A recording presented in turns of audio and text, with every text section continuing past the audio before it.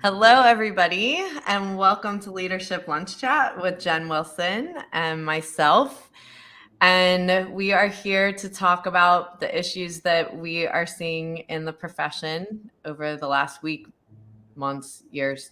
But what comes top of mind as we talk about it today. And one of the things that comes top of mind today is that we exist, that we often let life kind of come at us and don't really control the day, don't control how we feel, don't make sure that we're creating the energy we want to create in the world around us and within ourselves, because we're not actually necessarily prioritizing the right things, because we've got so many demands with work and we're just seeing it over and over in so many areas of just being overwhelmed, but really focusing on what's important. So, Jen, did you want to get started with this today? Yeah, I would like to. And thanks, Amy, for setting it up and for being willing to grapple with this. I love that we do hard things together, and this is kind of a hard topic, and I think it's one that attacks us all. So, this week I have experienced, not directly attended, but experienced the death and funeral of two different people in my closer circle. One's in a decently close circle, and one's in an outer ring, but a work related circle. One died at 83, one died at 38. And, anytime we have death in our lives, and with the pandemic, it's been more frequent, I'm sure, for most, and we've been touched by it more. But death is part of the circle of life. It's part of something we will experience. Yada yada. We all know it. But the reality is that anytime it happens, we stop and sort of examine our lives and reprioritize. And if we're doing it right, anyway, it's an opportunity to assess, to stop and assess. And one of the assessments that I would make, or observations maybe, is that at these funerals, and most funerals I've ever attended, or wakes, or memorial services, or whatever you call them, there aren't typically speakers from the workplace. It's rare that a business partner stands up and says, "Let me talk about this person." It's rare that a client would come forward at the service itself. It's almost always family or super close friends, and they talk about the person's life, and they might mention their work, but it's not usually the focus for them. Mm-hmm. And, like when you think about what will my eulogy say, if you ask yourself that, and I know that's hard, that's morbid, but, will it say that I lived this full life and I was well rounded and well balanced, and I took care of myself, and I took care of my family and others, and had fun, and I also had this cool job, and I took care of my colleagues in my work and my clients? Or will it say, "Man, she was chained to her desk, she was married to the job, she didn't have time for much." Um, you know, and how much of your identity and how much of your story is wrapped up in your job and your career? And I'm not saying it shouldn't be important, it should be, but I think maybe for some of us it's too much. Mm-hmm. Yeah, and the issue of people sometimes taking this discussion and saying, "I need to quit," or run away from what I'm doing because of maybe coming into awareness of that.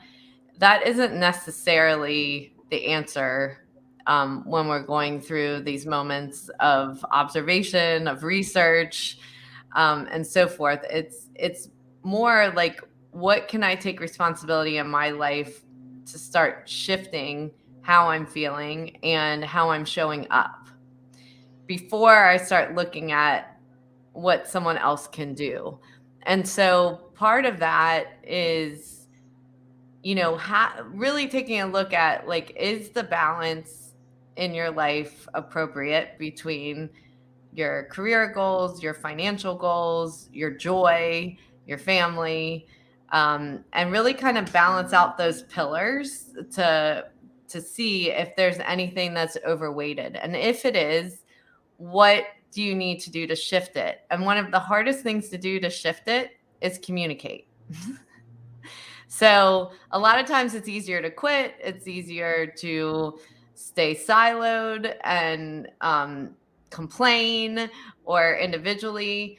But I really think it's harder to speak up to the people around us that we need the help, that we need to set different boundaries in our life, that certain things are important as far as like the times that I work, when I work, the things that I'm doing outside of work, to make sure that we have the right balance. And that to me, I think a lot of people would rather quit and stay siloed than actually speak up to a boss and communicate or their team members of where change could happen to shift this in their life.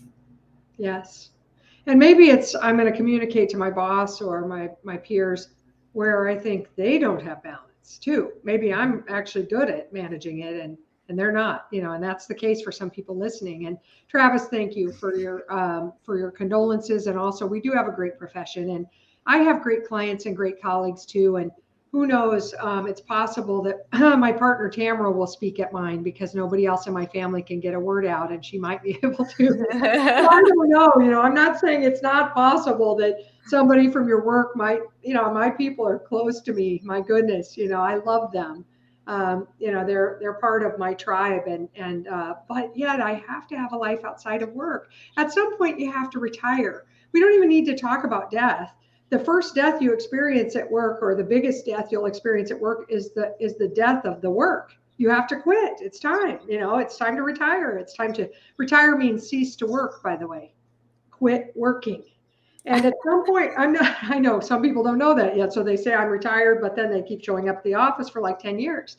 They don't transition clients, and their people are like, what's going on there? So, and that's maybe that's an agreed upon, not even a transition, an agreed upon way of operating. But for most next gen folks, they want their leaders above them at some point to cease to work so they can take over and make it happen and be the man or the woman. And so, having that, experiencing the death of that career, and allowing yourself to grieve it and allowing yourself to plan for it, just as you would your own death, allowing yourself to think what will happen afterward and working on that. And then also this idea of building this whole life, Amy.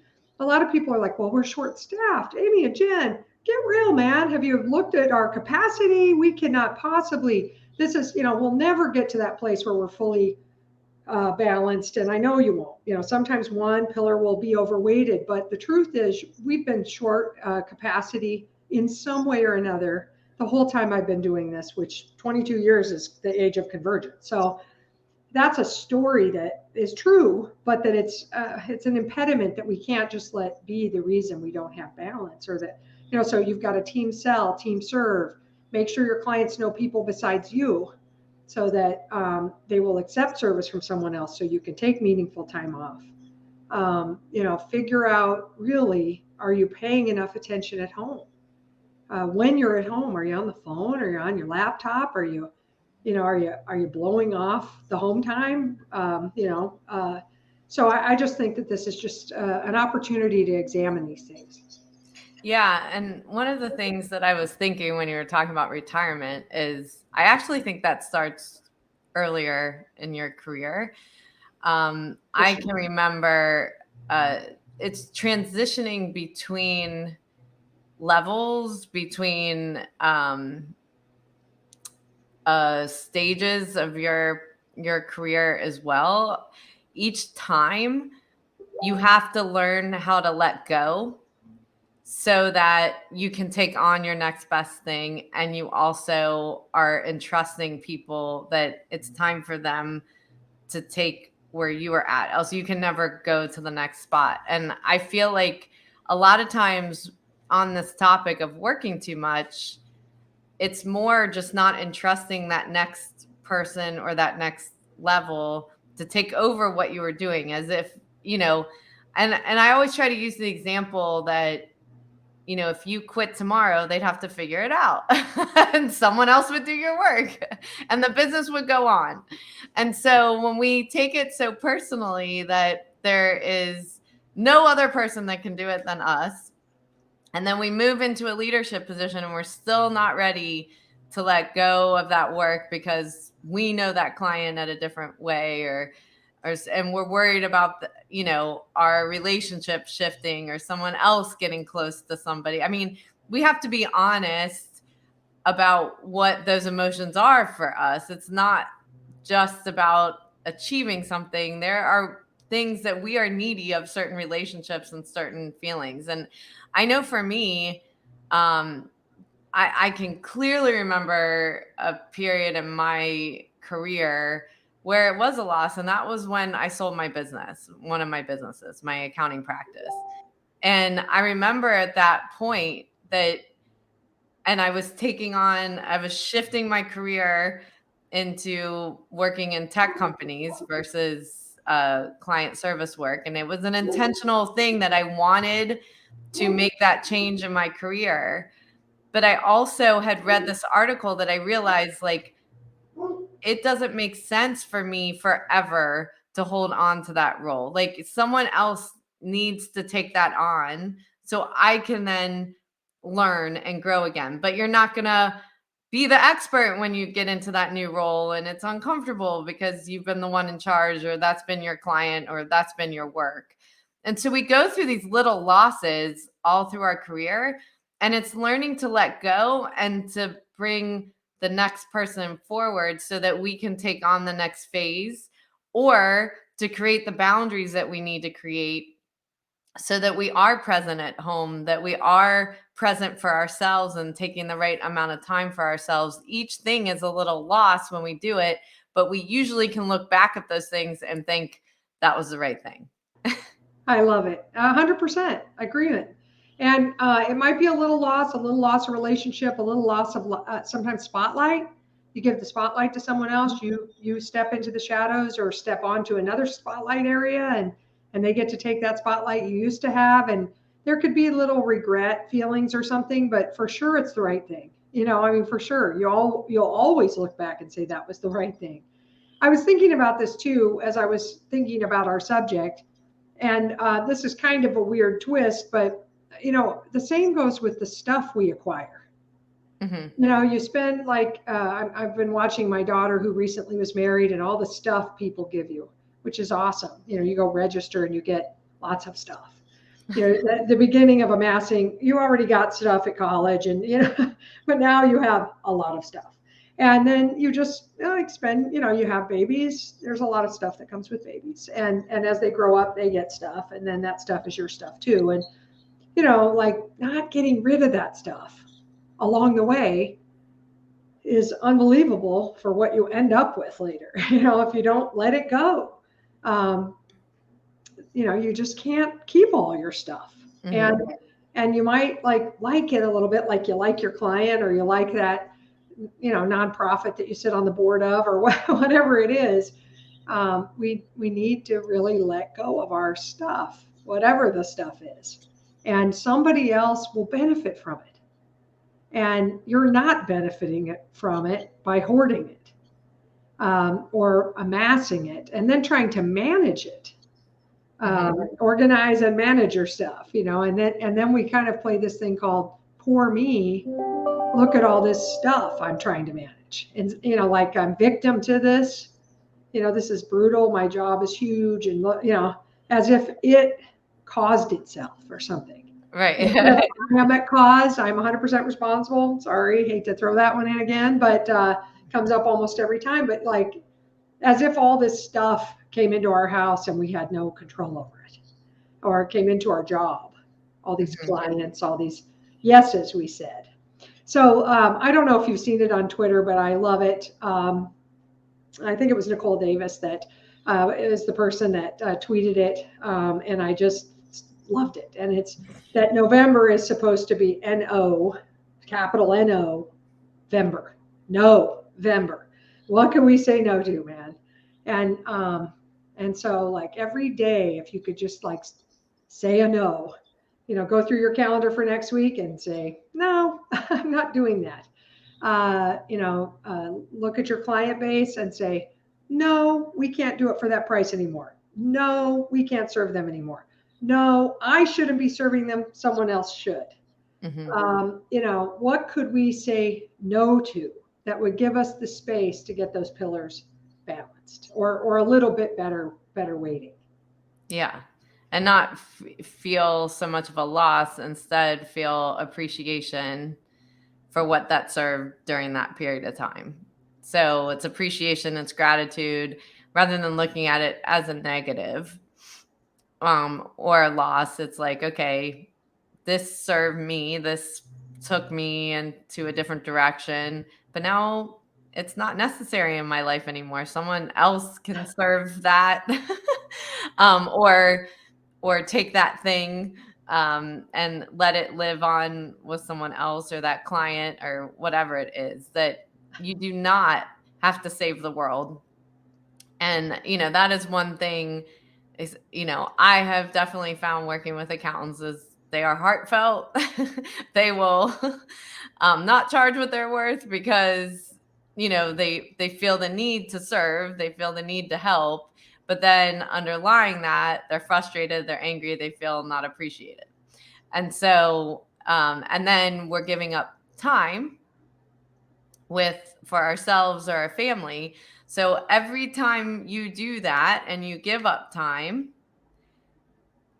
and it's to something that you didn't enjoy, it wasn't a client you like to work on, it wasn't the right amount of profitability that you should have gotten, was it worth it? Was it worth it to give up that hour at yoga or painting or taking a walk or being with your child or being with your spouse or partner, whatever it is, so that you're really clear on your priorities as you walk through that? And just know, maybe you took on that client to help you build in a certain area at a time. It's just not where you are now, and someone else needs to serve it. Them. While you were talking about that, I almost, and I'm going to say it smart aleckly said, like you don't need that salad shooter anymore. I mean, there's some stuff you get, when you're starting out or you're in your home, that's like gadgety and goofy and you don't really use it for 35 years, and, but it takes up space in the downstairs kitchen of your home. If you have such a thing, your second kitchen or some, storage room or something in case you use it or whatever, and get rid of that stuff. Somebody else can use the client. Somebody else, could benefit from it and make a better difference too. I mean, that's the other thing. You hold on to stuff and, some clients we hold on to because we feel guilty letting them go, but we're not giving them awesome service. Right. It's like a disservice almost. Our own guilt causes us to kind of do a poor job with them, So anyway, I really thought that it was an opportunity for us to think about this November and reprioritize. I'm glad we spent a few minutes. Yes. Yeah. And I like the takeaway of what can you say no to, and just assess it on how it feels. I mean, is it worth giving up time to yourself or to the people around you or to a client that you'd rather work with? And are you communicating to the people around you as well of how you're feeling and what are your needs too, so that you feel more balanced without having to make drastic life decisions, but be able to really speak up, show up. I went to a wedding. This was a long time ago, but the father said I was told 3 ups: speak up, show up, and pay up. But well, we all pay up sooner or later, right? I mean, seriously, like what are you going to pay? Right. Exactly. Yeah. Is it worth it? Yeah. And could you, make less and be okay and have a more balanced life? And I think those are the transitions over time that, you got to really pay attention to. Yeah, I mean, maybe it's not ups, it's mores, and it's laugh more, love more, sleep more. Give. Yeah, Yeah. give more, but not give more. Maybe Yeah. for some of us, maybe it's give more at work, but some of us, it's give Give more more somewhere away. else. Yeah. Give more away. Yeah, give it up. Love it. Yeah. Well, thank you all. Hopefully you have something to take away from this conversation today. And thank you, Jen, as usual, for a great conversation. And we will see you next week. Okay, see you.